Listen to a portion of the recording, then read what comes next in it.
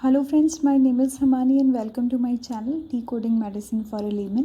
आज का हमारा टॉपिक है लंपी स्किन डिजीज़। आप सब ने न्यूज़ में देखा होगा 12,000 से ज़्यादा इंडिया के अंदर कैटल्स मर गए हैं इससे, और बहुत सारे कैटल्स में, हज़ारों पशुओं में ये देखा जा रहा है। तो जनरली ये एक वायरल डिज़ीज़ है जो कि पॉक्स वायरस की फैमिली में ही आता है। लंपी स्किन डिजीज़ वायरस उससे होती है। ये एक डीएनए वायरस है और एनवेलप्ड वायरस है। तो उसके बाद हम बात करते हैं कौन से कैटल्स के अंदर इफ़ेक्ट होता है इसका। तो जनरली काउज़ और बफेलोज़, गाय और भैंस, इन दो के अंदर सबसे ज़्यादा इन्फेक्शन इसका देखा जाता है।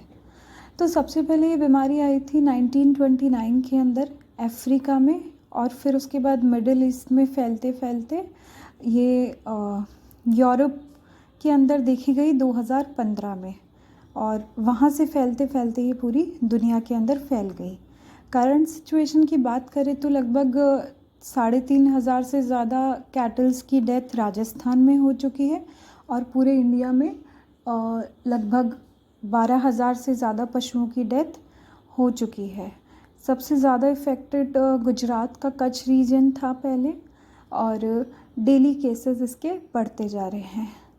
तो क्यों ज़रूरी है ये? कैटल्स तो किल हो ही रहे हैं इससे, लेकिन उसके साथ साथ उनकी जो प्रोडक्टिविटी है वो भी कम होती है। मिल्क प्रोडक्शन भी बहुत ज़्यादा कम हो गया है। तो थोड़ा सा बात कर लेते हैं कि कैसे ये फैलता है, क्या सिम्टम्स देखने को मिलते हैं, और कैसे हम अपने पशुओं को बचा सकते हैं। तो ये सबसे पहले पशुओं में कैसे होता है? जितने भी आर्थ्रोपोड वेक्टर्स हैं, जैसे कि मच्छर हो गए, कीड़े हो गए, इंसेक्ट्स, टिक्स हो गए, इन सब से ये एक से दूसरे पशु के अंदर फैलता है। दूसरा, जो पशु बाहर चरने के लिए जाते हैं खुले एरिया के अंदर, वहाँ पे इसके फैलने के ज़्यादा चांसेस रहते हैं। हालांकि 1-to-1 कांटेक्ट से जो फैलना है वो कम देखा गया है, लेकिन फिर भी अभी जब मास लेवल पे ये फैल रहा है तो मूवमेंट से भी स्प्रेड हो सकता है।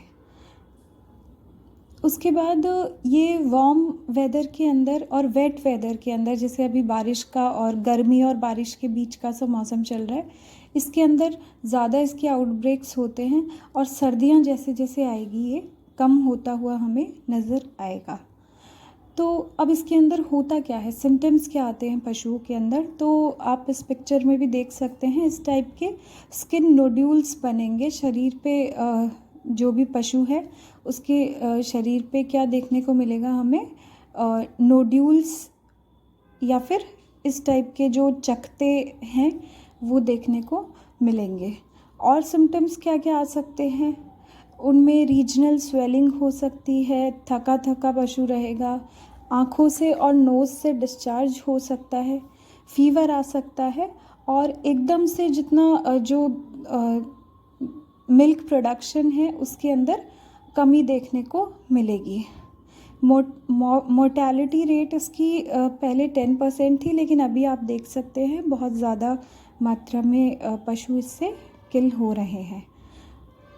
तो अब इसका पता कैसे लगा सकते हैं? एक तो पशुओं का सैंपल लेके जो सेक्रीशंस है उनके अंदर या तो एंटीबॉडी डिटेक्शन कर सकते हैं, या फिर पीसीआर से जो भी इस वायरस का डीएनए है वो हम टेस्ट करवा सकते हैं। अब सबसे इम्पॉर्टेंट पार्ट इस वीडियो का कि हम रोक कैसे सकते हैं इस डिज़ीज़ को। तो सबसे पहला तो जो भी हमारे कैटल्स हैं उनको हम घर के अंदर ही रखें, ज़्यादा उनका बाहर मूवमेंट नहीं करवाएं। उसके बाद ये एक प्रिवेंटेबल डिज़ीज़ है, इसका वैक्सीन है, तो जो भी अभी तक अनअफेक्टेड पशु हैं उनको वैक्सीन लगवाएं हम। थर्ड, स्लॉटर कैंपेन्स भी रन कर सकती है सरकार मास लेवल पे, अगर बहुत ज़्यादा ये डिज़ीज़ और फैलती है तो। उसके बाद और हम कैसे मैनेजमेंट कर सकते हैं, जैसे कि अगर कोई मच्छर वाली जगह है वहाँ पे हमारे पशुओं को ना रखें। अगर कोई कीड़े या फिर इंसेक्ट्स, टिक्स हम देखते हैं तो उनको हम रिमूव करें। और थोड़ा हमारा भी हम डायरेक्ट कांटेक्ट का ध्यान रखें, अपने हैंड्स को वॉश करते रहें प्रॉपरली ताकि हमारे ना स्प्रेड हो। ट्रीटमेंट इसका अभी तक कोई नहीं है, हालांकि वैक्सीन से हम इसको बचा सकते हैं, लेकिन कुछ non steroidal anti inflammatory drugs दे सकता है आपका वेटरनरी डॉक्टर आपके कैटल्स के लिए, और कुछ एंटीबायोटिक्स भी रिकमेंड की जा सकती है। तो this was all about lumpy skin disease. I hope this was informative enough. Thanks a lot for watching.